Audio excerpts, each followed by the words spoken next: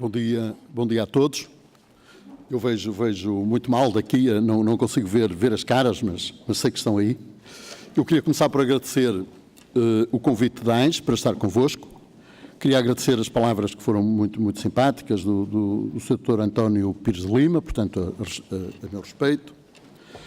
Queria felicitar a ANS pela conferência, portanto, pela iniciativa, pelo tema escolhido, pela organização que conseguiu para a conferência, portanto, pela abrangência, pelo que chamou aqui, e também pelas pessoas. Eu acho notável que se tenha conseguido para este dia este tema, com a importância que tem, a estruturação interna que se deu a toda a conferência e a qualidade das pessoas que foram aqui chamadas, ou convidadas a intervir. Aqui nós estamos com um atraso de 30 sobre 180 minutos, portanto, tínhamos 3 horas pela frente, é cerca de 15%, e, portanto, eu vou tirar 15% ao meu tempo, sob pena de querer que os outros paguem mais do que eu, que é uma coisa que não gosto muito de fazer. Portanto, reduzirei a minha intervenção de 25 a 20 minutos. O meu tema é de financiamento no pós-Troika. Foi isso que me foi proposto para introduzir os passos seguintes, nomeadamente o imediatamente a seguir, que é o bancário. Eu pensei começar por refletir aqui convosco a forma como me habituei a abordar as taxas de juros. Quando me aparece alguém a dizer, veja lá, aqueles sacanas na banca pediram 15%, 20%, normalmente quando pedem 15% ou 20% eu até acho que é pouco, mas pediram 15% ou 20% e tal, se alguém pode trabalhar com uma taxa de juros destas. Eu habituei-me a decompor uma taxa de juro. Realmente a taxa de juro é o resultado de uma soma. Soma uma taxa de inflação para a moeda que está em questão. Estou a falar de juro nominal, não de juro real. Soma uma taxa, o prémio devido ao risco mínimo. Leia-se Estado alemão. Às vezes hesito se a Alemanha é o Estado alemão, mas a Alemanha é um credor, portanto, é seguramente o Estado alemão. Portanto, eu somo a inflação na zona euro, somo o prémio devido ao risco do Estado alemão. Depois há aqui uma questão que há um prémio adicional que tem que ver, não sei bem se é com Portugal, se é com o Estado português. Há aqui hesitações a esse respeito, mas pensei o que pensar e achei o que achar, a demonstração ficou feita, portanto, é devido também um prémio adicional pelo risco do Estado português sobre o risco do Estado alemão. Depois, não sei se umas vezes outras vezes não haverá tanto um risco setorial. Em alguns casos, há, apesar de tudo, um prémio devido ao risco setor. Depois há o prémio da empresa. Bem, e depois há um residual qualquer que poderão levar à conta de imperfeições de mercado e de erros de avaliação. E, portanto, quando alguém se vê confrontado com uma taxa de juro, sejam 3, 5, 10 ou 20, seja o que for, a primeira obrigação é tentar decompô-la nas frações que levaram até ali. E as empresas portuguesas, que são umas empresas que historicamente foram excepcionalmente bem tratadas em matéria de crédito, e isso explica algumas das coisas do nosso modelo de desenvolvimento. Antes desta crise, digamos assim, eu sempre admirei como é que as taxas de juro que eram propostas às empresas portuguesas eram tão baixas, ponderando nomeadamente os prémios, os níveis de risco que ofereciam e como é que esses níveis de risco comparavam com as suas congêneres europeias. Bem, havia aqui um microssistema. Que se traduzia realmente por condições de financiamento, nomeadamente em matéria de taxas, excepcionalmente baixas para os níveis de risco oferecidos, nomeadamente pelos balanços. E, portanto, as empresas portuguesas que viviam com níveis de endividamento extremamente elevados, o Sr. Ministro não podia ter sido mais claro a esse respeito. não viam esses níveis de risco penalizados de nenhum modo, em termos de financiamento, pelo contrário, tinham acesso a um financiamento em quantidades mais do que satisfatórias, penso eu, e a taxas excepcionais. E estas empresas, digamos, este ecossistema, ou este microsistema, como lhe queiram chamar, que vivia assim, viu-se de repente confrontado com uma situação de disparo das taxas de juros. Num primeiro momento até se viu confrontado com a ausência absoluta de crédito e depois com o disparo das taxas de juros. A inflação na zona euro é baixíssima. E isso promete-nos uma taxa de juros, não vou dizer até a eternidade, mas por muito tempo muito baixa. Não é daí que vem o problema. O risco do Estado alemão é baixíssimo. Também não é daí que vem o problema. O que de repente tornou esta questão uma questão dramática foi o risco do Estado português. Como eu vos disse, eu achei durante muito tempo que era o risco de Portugal. Ensinei aí, como tanta outra gente, esses modelos que diziam que uma pequena economia aberta, financeiramente integrada, tinha acesso a financiamento em quantidades infinitas, às taxas de juros prevalecentes. Esse é o modelo que tantos de vocês com que foram confrontados nas escolas e que fez curso no Banco de Portugal, eu acho. É por isso que eu acho que o Banco de Portugal, olhando bem para trás, porque o Banco de Portugal comprou e difundiu esta tese e não fez nada, mas absolutamente nada para a contrariar. Eu nas salas de aula, quando ensinava esta coisa, sempre desconfiei que havia de haver aqui um prémio de risco qualquer que tinha que entrar aqui, fosse como fosse, pensava eu que era pelo país, mas não foi pelo país que entrou pelo Estado português.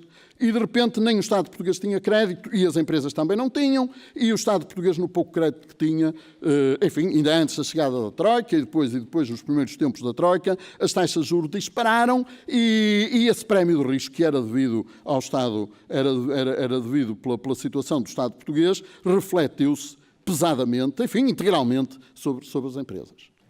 E aquilo que aconteceu às empresas em matéria financeira, que quase as levou enfim, empresas que são expoentes, empresas que, enfim, que para quem não, um dia o Dr. José Honório, para não irmos mais longe, na altura Presidente da Comissão Executiva da Porto Celso ao Porcel, é uma empresa que nenhum de nós imagina que possa ter preocupações, enfim, de grande escala em matéria financeira, dizia-me desesperado que não sabia como é que ia ser, seja em matéria de refinanciamento, de volumes e de taxas, e portanto, quando uma empresa desta envergadura, digamos, e com este estatuto na economia portuguesa, mostra uma preocupação enorme com a situação financeira, isso diz o ponto a que chegamos e podemos agradecer ao Estado português.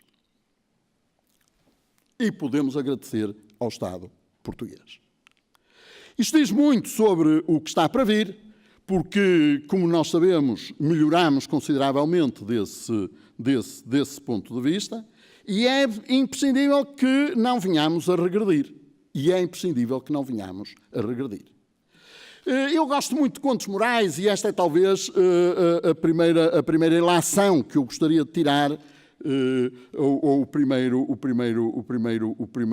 primeira conclusão em termos de conto moral. Nós sabemos o que passamos, estivemos para ser quase asfixiados, falo das empresas, por vícios que, enfim, estão lá, são delas, mas em que o agravamento ficou todo a dever-se ao Estado português. É indispensável que não haja regressão, e para que não haja regressão é preciso ver bem quais são as condições a cumprir para que não haja regressão. Há uma crise financeira internacional, e não está debelada, e está para continuar, e já falaremos disso.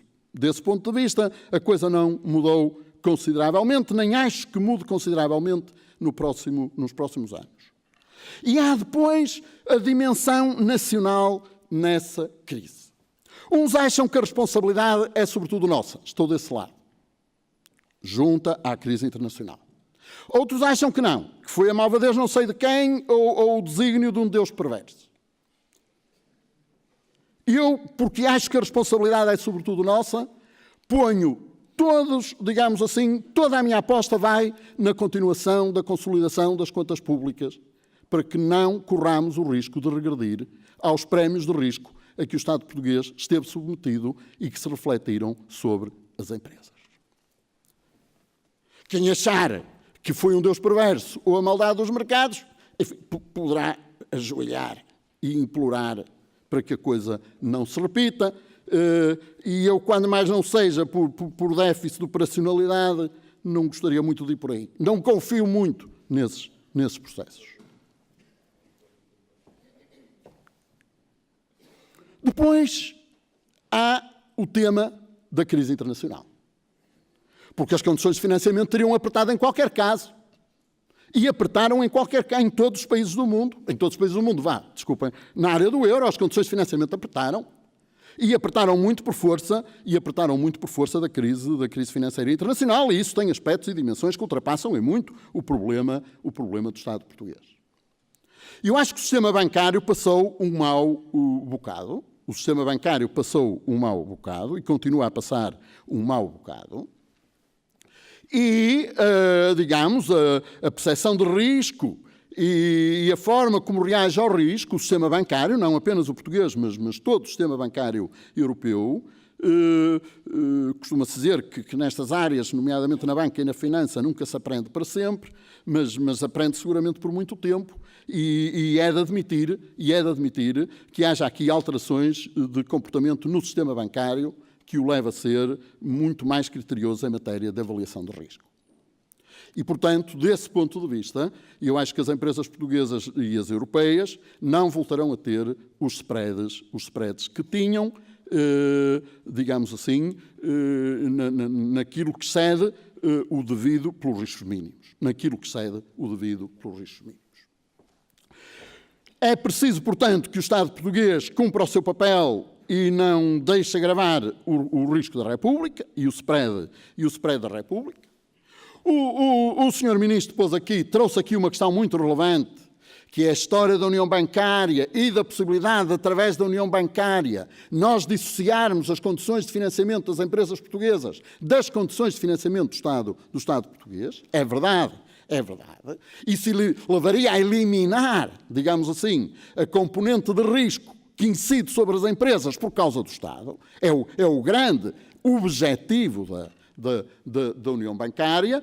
Têm sido dados passos e confiamos que esses passos continuarão a ser dados, mas eu não gosto muito de jogar no incerto. E, portanto, mesmo aí, continuando a lutar por esse desígnio, eu não depositaria aí grandes esperanças. Será um extra, será um plus que a União Bancária me oferece, mas não é por isso que eu posso abrandar na exigência que ponho sobre as condições de consolidação das finanças públicas. E também é saudável e não posso abrandar nas condições que ponho sobre a consolidação das contas dos nossos bancos, porque em qualquer caso, com exceção de meia dúzia de grandes empresas, será o sistema bancário português que intermedia, digamos assim, o acesso da economia portuguesa ao financiamento internacional. Há uma boa notícia: o sistema bancário português foi submetido a um processo de desalavancagem muito violenta. É uma das componentes do programa da Troika, menos mediatizada, mas mais importante. Nós falámos do dinheiro que o Estado português tirou à economia no processo de consolidação orçamental. A banca tirou muito mais dinheiro à economia através do processo de desalavancagem, que é um dos capítulos, uma das componentes do programa negociado com a Troika.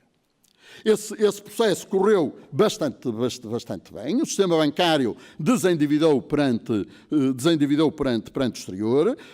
O desendividamento vem sobretudo da área empresarial, também da área das famílias, não da área do Estado, que continua a endividar. E, portanto, digamos, esse impacto negativo, essa fase está vencida. Eu direi que a desalavancagem está praticamente, o processo de alavancagem, pelo menos o negociado com a Troika, está praticamente completo, e se os bancos portugueses mantiverem as contas, os portugueses que operam em Portugal, mantiverem as contas minimamente aceitáveis, não haverá, digamos assim, perturbações de maior no acesso ao financiamento internacional por causa da situação do intermediário. Mas é importante Quando me dizem que alguma coisa corre mal no sistema bancário português, corre necessariamente mal para as empresas portuguesas. E é por isso que é tão vital, digamos assim, cuidar da saúde do sistema bancário, como tratar da saúde das contas públicas. Eu disse-vos que em matéria de setores, não sei, haverá setores por isto e por aquilo, um ou outro, digamos assim, mais exposto.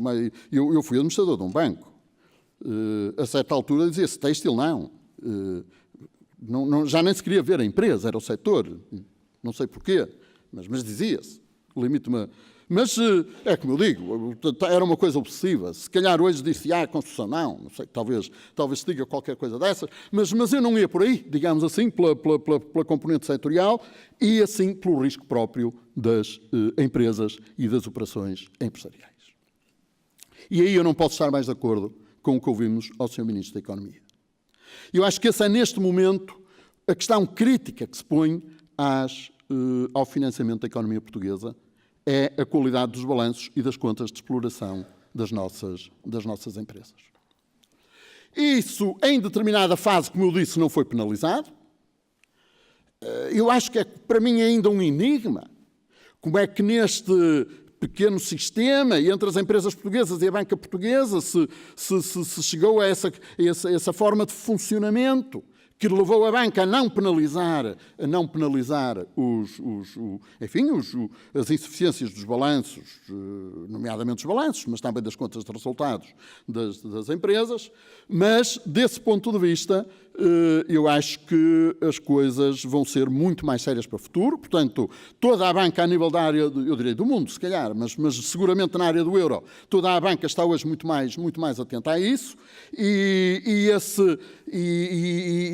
Digamos assim, essa diferença que levava a que a debilidade financeira das empresas portuguesas não fosse penalizada, isso não tem mais caminho a percorrer em Portugal. E, portanto, as empresas portuguesas que viveram excessivamente, do meu ponto de vista, em matéria de créditos, o Sr. Ministro falou aqui, enfim, nos rácios, nos níveis de alavancagem, medidos das formas mais consagradas. As empresas portuguesas não podem contar mais com isso. Há também uma coisa com que as empresas portuguesas contaram mais atrás, que foi muito importante e que eu acho que é um dos fatores que explica o excesso de endividamento e que tem que ver precisamente com aquilo que eu comecei por dizer, que é a componente de inflação na taxa de juros. Portugal vem, quando começámos a trajetória da aproximação ao euro, vimos taxas de inflação de 20% e 30%. E as taxas de juros nominais incorporavam essa taxa de inflação. E, portanto, quando se começava a falar de juro, era 20 mais alguma coisa. Era 20 mais alguma coisa, que era a taxa de inflação. Esses 20 não são juro. São uma amortização antecipada do capital. Não são custo. A contabilidade permite que seja levada às contas de exploração como custo, mas realmente não são custo, porque são uma amortização antecipada do capital. Com a vantagem de poder ser contabilizado, sendo contabilizado pela contabilidade, de ser também aceito fiscalmente como custo. Essa inflação trouxe para as empresas portuguesas um incentivo incrível ao endividamento, porque permitiu que a amortização dos passivos fosse considerada como juro e como custo, libertando-as do pagamento de IRC, que realmente é coisa que as empresas portuguesas não estão muito habituadas a pagar. Isso foi um fator que induziu um excesso de endividamento, desapareceu, esse já desapareceu. Depois, a ausência de penalização das suas condições de financiamento, das suas debilidades, também as induziu a excesso de financiamento. Isso também não tem mais futuro. E, portanto, eu acho que as empresas portuguesas estão realmente confrontadas com o problema de melhorarem a qualidade dos seus balanços, nomeadamente em matéria de capitais próprios. Não vou falar aqui sobre a gestão financeira de desenvolvimento, já foi suficientemente falado. Gostaria apenas de uma referência para cumprir o meu, enfim, chamar a minha parte de redução aqui no tempo. Eu acredito muito na entrada de fundos especializados na economia portuguesa, fundos de venture, não apenas para as startups, mas também para outros estádios de desenvolvimento. Acho que é muito importante que esses fundos de venture sejam fundos internacionais. E o capital de risco, o venture, traz dinheiro e traz know-how do negócio. E eu acho que as duas coisas têm que ir juntas. E Portugal não tem escala para poder oferecer um venture que ofereça simultaneamente capital e know-how do negócio. não tem escala. E a única forma de eu ter um venture em Portugal que ofereça dinheiro e know-how é ter aqui operadores internacionais especializados, porque os nacionais não poderão atingir a escala necessária para esse grau de diferenciação. E aqui eu tenho uma enorme incógnita, porque o país tem uma expressão muito pequena, muito reduzida, para poder, digamos assim, interessar alguns ou a maior parte desses operadores. Olhei com a maior expectativa para um exercício que foi feito pela Caixa Geral de Depósitos, que tentou criar uma rede de capitais de risco à escala europeia, em que a Caixa Capital, acho que era assim, se aproximou de outros operadores na área do venture, para cofinanciarem e partilharem risco, financiamento e risco e, sobretudo, o know-how. Não sei muito bem como isso acabou, mas acho que não cumpriu aquilo que prometeu. E não cumpriu aquilo que prometeu porque eu acho que há aqui um problema de falta de escala que, digamos, limita o interesse desses operadores internacionais. Eu acho que o que se pudesse fazer nessa frente era muito importante. Como é muito importante, evidentemente, a alteração cultural que o Sr. Ministro propôs na disponibilidade dos empresários portugueses para se abrirem para abrirem os seus capitais próprios, nomeadamente quando são em causa posições de controle. Aí a coisa torna-se ainda mais difícil. Mas pronto, eu acho que como todas as pessoas que estão nesta sala teriam imenso a dizer sobre isto, mas o meu tempo acabou. Muito obrigado, é o que eu tinha para dizer.